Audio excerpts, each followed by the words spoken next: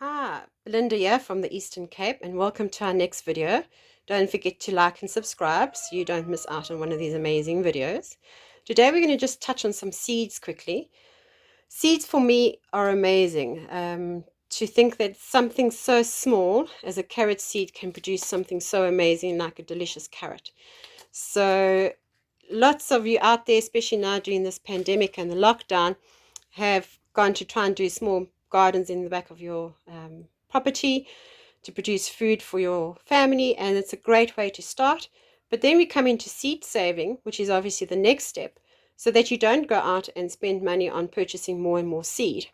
And don't forget, produce that you grow is obviously becomes climatized, so it's used to your environmental conditions, and that they would be the hardier seeds. Okay, so they're grown in your conditions, your space. They obviously know what climate you're in, and they are climatized. All right.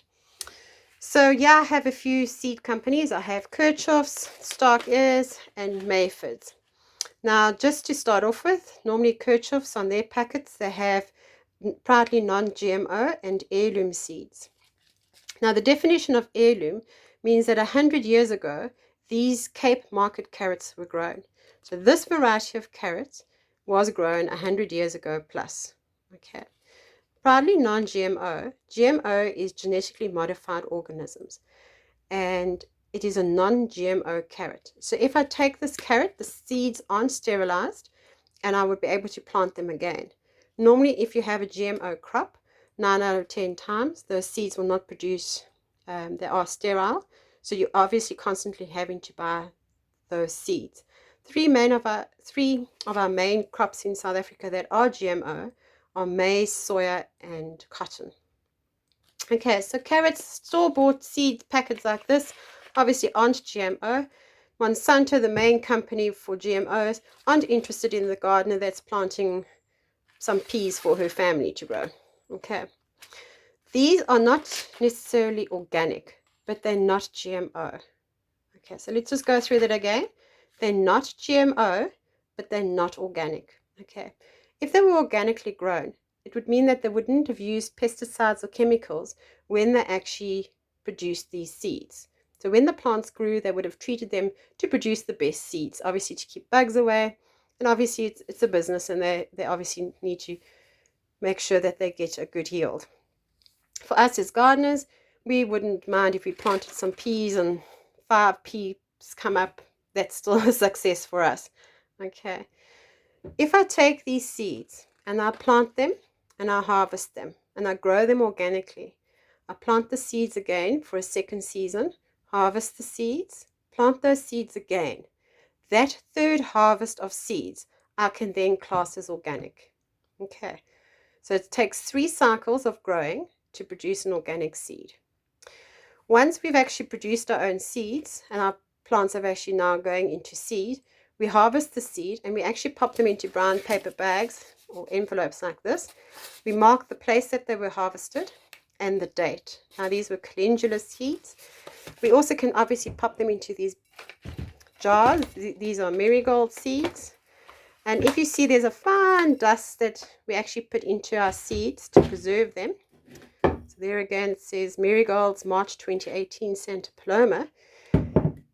These seeds we place with diatomaceous earth. Now this is a food grade diatomaceous earth, so we can use it on our pets as well. So our pets can, we deflea and deworm our animals by using diatomaceous earth. This one I actually purchased from Faithful to Nature. And they actually send you a list of how to actually dose your animals, which is really great. So this is diatomaceous earth, and we pop a little bit of that into our containers with our seed, so that it actually, if any bugs do get in and they eat the diatomaceous earth, fortunately, goodbye bugs, but it does preserve our seed. Okay. Now, the next thing that we're going to touch on seeds is the hybrid variety. Now, if it says hybrid broccoli, and I plant these seeds and I harvest the seeds, it is not necessarily to say I'm going to get this variety. Whatever this variety came from is what I might be getting. So say now this hybrid broccoli came from a broccoli and a Romanesca or a cauliflower cross. the strongest gene, if I took these hybrid broccolis and I planted them and I harvest those seeds and I replanted them, the strongest gene would come through. So I'd either get a cauliflower or I'd get a broccoli. I would not get the same variety back. Okay. And a hybrid broccoli, any hybrids in actual fact, occur in nature automatically. If you take all your pumpkins and your butternuts and your patty pans and you put them all together, nature automatically arranges that the bugs come and cross fertilize. Okay, so you would then harvest seeds, and it's not necessarily to say that you're going to get the same type of butternut again. You might get something a little bit different. Okay, so in nature we would get hybrids anyway. All right, so going back to our seeds, please, as I said, heirloom means that we can trace this variety back 100 years. Obviously, non-GMO, it means that it hasn't been genetically modified, which is really great.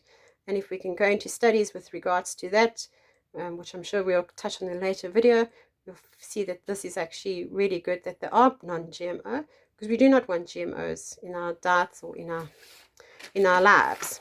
Okay, at the back of these seed packets, I don't know if you can see that, but there it clearly tells you when to plant, how to plant, where you should plant, the spacing, the germination, everything of the seed, which is really, really great, because lots of people out there actually don't know. Stark Airs do it a little bit differently. They obviously have the 4 seasons, and there they tick it into which seasons you can actually plant it. Okay, full sun, spacing, if you can sow it into trays or directly into the soil. And there again, they actually tell you exactly how to grow it. All right, not rocket science. But seed saving, when you're doing seed saving, please remember to harvest from your best looking plant, the plant that is the strongest. Those seeds are obviously going to keep on producing amazing fruit or vegetables, and those are the ones that we want to keep and save.